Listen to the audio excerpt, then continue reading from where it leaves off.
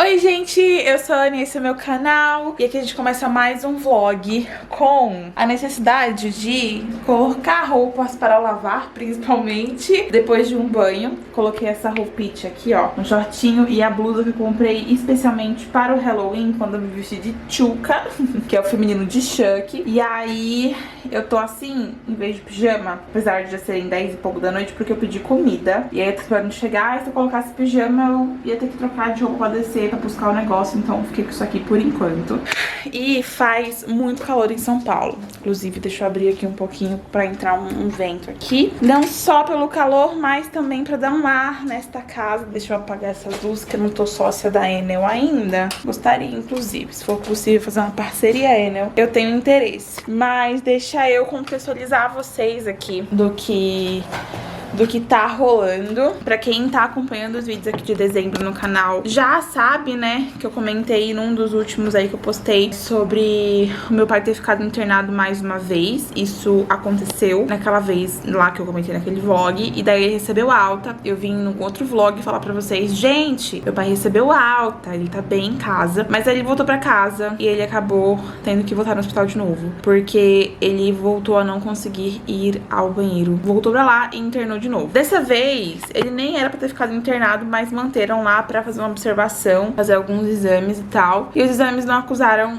nada demais, assim. É realmente uma prisão de ventre, mas o que ele precisa conseguir fazer em casa é ir ao banheiro com regularidade. Ele conseguiu ir ao banheiro algumas vezes no hospital, voltou pra casa agora, a gente vai continuar acompanhando. Se ele não conseguir fazer em 2 dias, a gente vai, enfim, entrar com algumas medicações e etc. E aí, caso por algum motivo precise voltar até o hospital, a gente vai ter que voltar até o hospital, mas eu espero de verdade que não precise disso. Tô vibrando muito, torcendo muito pra que isso não aconteça, porque assim, gente, é muito cansativo essa rotina de hospital, assim. Eu fico imaginando as pessoas que realmente têm essa rotina já há muito tempo, porque você fica ali num espaço que você, tipo, não tá confortável, tipo, nem só, não tô falando só de mim não, falo dele também, mas pessoalmente falando de mim, que é quem eu posso realmente falar porque eu sei o que eu sinto. Cara, é desconfortável, né? Porque você, tipo, dorme desconfortável, você fica num sentimento muito desconfortável também, de uma angústia, de ficar preocupada, de querer ir pra casa, de ter que voltar pra casa, tomar um banho, dormir, descansar e ficar pensando, tipo, putz, sabe, a pessoa tá lá e etc. E eu e minha madrasta, a gente ficou revezando, né? Então ele não ficou sozinho em nenhum momento. Quando eu voltava pra casa, ela ficava lá. Só que a gente também tem as nossas rotinas, né? Então é complicado, assim, é muito triste pelo lado de que, né, ele está doente. Também muito cansativo do ponto de vista que a gente fica nessa função. Mas, se Deus quiser, dessa vez ele vai conseguir voltar a ir ao banheiro tranquilamente. Ele vai conseguir colocar isso em dia, pra que não cause mais o que tá causando, porque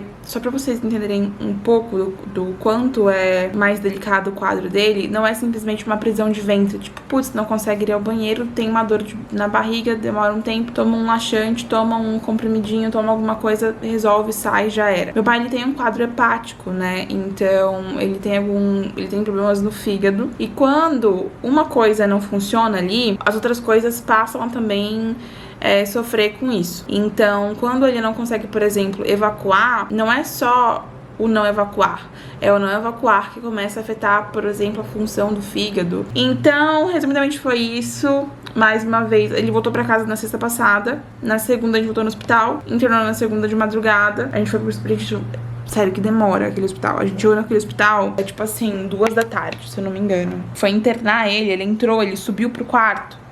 Acho que... Não, ele pegou a liberação lá na recepção, 00:15. E aí a gente subiu pro quarto mesmo, eu acho que era tipo assim, 1 da manhã, sabe? E aí a gente não dormiu aquela noite direito, sim. A gente foi conseguir descansar no dia seguinte, enfim. E aí hoje é quinta-feira à noite, e hoje ele recebeu alta. Um trânsito, gente, São Paulo, assim, olha, tá chovendo esses dias.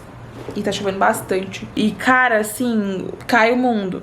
Cai muito chuva. E aí o Uber fica super caro, demora muito pra chegar, demora muito você encontrar. Já não tava fácil, né? Quem usa Uber sabe. E aí agora, além disso, hoje, nas 2 vezes que eu fui chamar o Uber, gente, tava R$200 a corrida, que geralmente é 50, 60. Porque é longe mesmo ali do hospital, a casa dos meus pais. E daqui de casa também. Só que, tipo assim, eu tô acostumada a pagar 50, 60 reais. Gente, eu coloquei, né, pra chamar o carro, deu R$200.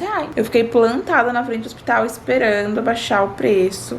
que eu me recusei a pagar R$ 200 na corrida. Aí depois abaixou, pra voltar da casa deles a mesma coisa. Coloquei lá R$ 200 e falei, gente, deve ser uma pegadinha. Tira as câmeras escondidas, porque vocês tá me empregando uma peça. Mas enfim, é isso. Vocês conseguem ver pela minha cara que eu tô cansada. Essa madrugada eu nem dormi direito, a gente ficou conversando eu e meu pai, trocando uma ideia. Inclusive, deixa eu contar pra vocês uma coisa. Posso. Eu vou fazer isso, eu acho que enquanto eu coloco roupa na máquina. Ou melhor, que eu estendo umas toalhas que estão, ó, desde domingo, se pá, na minha máquina. Isso se elas não estiver fedendo já, né? E eu não sei onde é que tá meu chinelo. Um caos, gente. Um caos. Só um minutinho. Deixa eu contar pra vocês uma coisa que aconteceu entre eu e meu pai.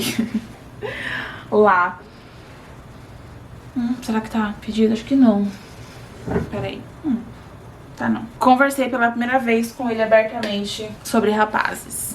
Pois é. Eu sei que pra muitas pessoas isso é algo completamente normal. Tipo, conversar com os pais sobre paixões e amores de meninos e meninas. E tipo, estou apaixonada, gosto de uma pessoa. Ou, por exemplo, quem assume um relacionamento muito cedo, tipo, sei lá, com 15, 16 anos encontrou um namorado, e daí apresenta pros pais. E os pais não veem problema nisso, entendeu? Só que na minha família não foi assim, tá? Meu pai, inclusive, sempre me deixando muito claro de que eu, Ana Maria, só namoraria quando eu fizesse 18 anos. E eu tô com 21 e eu não namoro ainda. E não é nem porque ele não deixa, porque realmente não tá fácil. Mas ele sempre falou assim, não, você só vai namorar quando você for mais velha e tal. Tipo, eu não tive uma liberdade de, tipo, aparecer com um namorado com 16 anos na minha casa, entendeu? E tadinho, eu nem preciso se preocupar com isso, porque eu com 16 anos tava tão encalhada quanto hoje em dia. Quando eu digo que sair de casa foi algo muito bom pra mim, não foi só bom pra mim, sabe? Eu sinto que sair de casa não só me amadureceu, mas amadureceu muitas das minhas relações familiares, principalmente com o meu pai, porque eu não conversava muito com meu pai, sabe? Tipo, a gente tinha uma relação de pai e filha, tipo assim, sabe? Sem muita intimidade do ponto de vista de, sei lá, conversar sobre sentimentos, sobre até mesmo falar eu te amo, sabe? Um pro outro, assim. Acho que quem vê hoje imagina que a gente sempre foi super, assim, aberto pra falar sobre os nossos sentimentos, mas não, a gente sempre se amou muito, obviamente. Somos pai e filha, né? Inclusive, se ele vê isso, eu acho que ele vai falar assim, ela está falando que eu não amo ela? Não, pai, calma. Eu sei que a gente sempre se amou muito, obviamente. Mas assim, eu digo de, sei lá, falar eu te amo abertamente, sabe? Às vezes eu falava, eu acho que pelo meu pai ser um pouco tímido, assim, pra essas coisas, ele não respondia. Mas quando eu saí de casa, a gente foi começando a expor mais esse lado, porque a gente teve um choque de realidade no sentido de que, tipo assim, a gente não tava mais grudado 24 horas na mesma casa, sabe? A gente tava, tipo, numa rotina nova, a gente tava num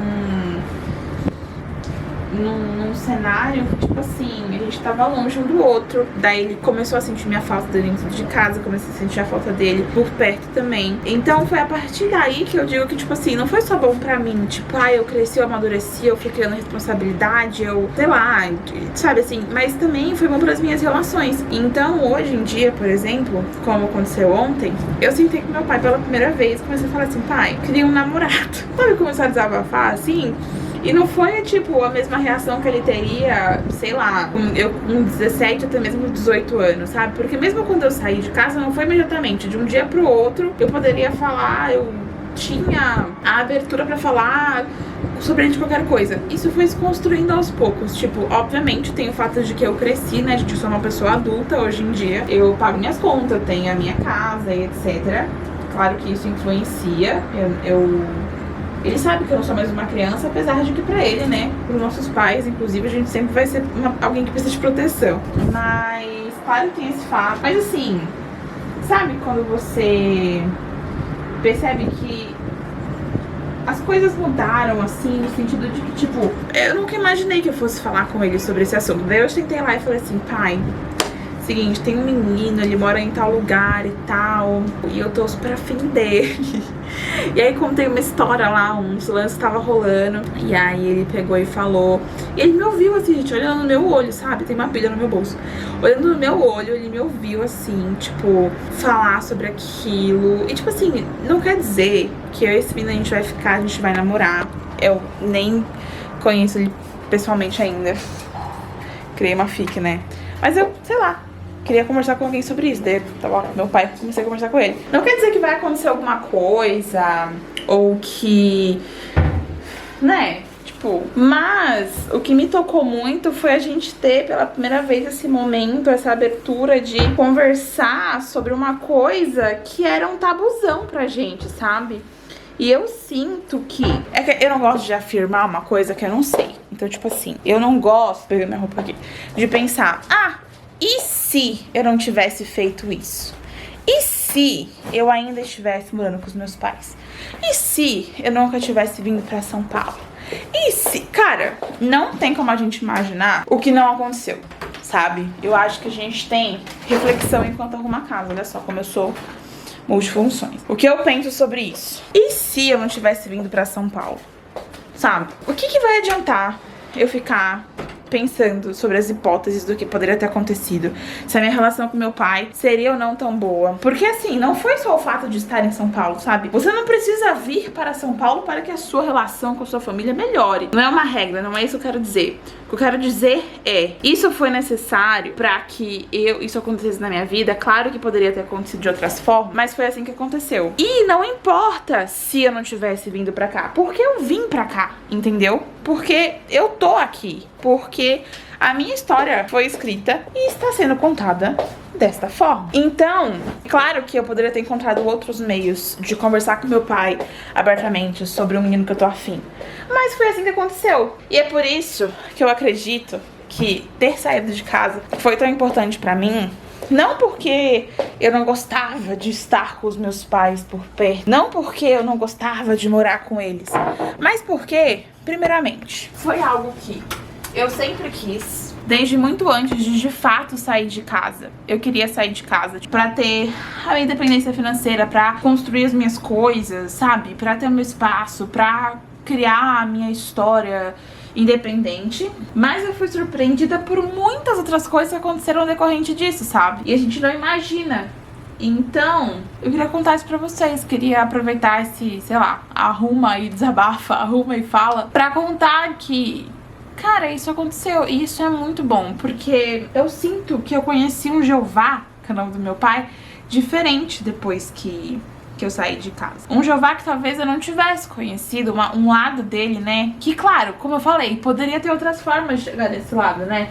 Muitas pessoas já têm essa relação com os pais desde muito novos, entendeu? Tipo... Tem uma colega minha da internet, a Laura Groman, que ela sempre falou que os pais dela, por exemplo, foram muito abertos pra relacionamento. Ela namora desde muito nova. Claro que eu acho que no começo lá tinha umas regras, tipo, não pode dormir junto e tudo mais. Mas assim, desde muito nova, ela abriu esse lado dela pra eles e eles sempre aceitaram muito bem, porque, tipo, eles...